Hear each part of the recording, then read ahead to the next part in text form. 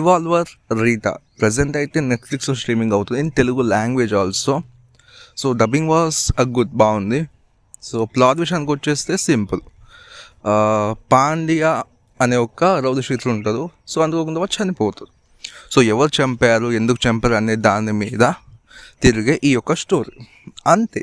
ఇందులోకి heroine family rest of the remaining characters ఎలా వచ్చారు అనేది మిగతా మొత్తం మూవీలో చూస్తారు.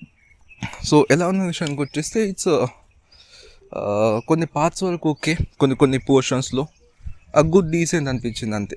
స్టోరీ మీద మొత్తం రాడ్ ఏం లేదు. ఫస్ట్ హాఫ్ కొంచెం ఇంట్రెస్టింగ్ కోర్తోనే మంచిగా స్టార్ట్ చేస్తారు, క్యారెక్టర్స్ ఇంట్రడ్యూస్ చేయడం, వాళ్ళు ఎవ్వరు ఏంటని చెప్పేసి. సో అట్లా ఎస్టాబ్లిష్ చేస్తూ బాగానే తీసుకెళ్తారు, చాలా బాగుంది. బట్ ఇంటర్వెల్ ఓకే డీసెంట్ అనిపించింది.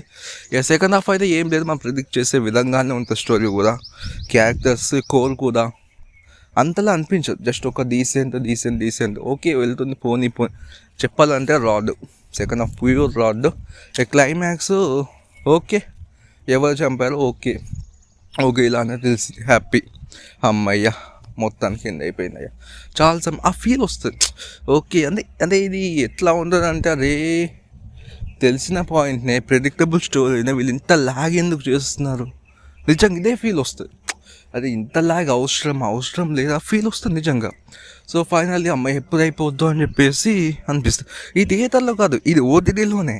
ఓటీటీలో ఇలా ఉందంటే ఇక థియేటర్లో చూస్తాం అమ్మ బాబు నిద్రపోయేవాడినేమో.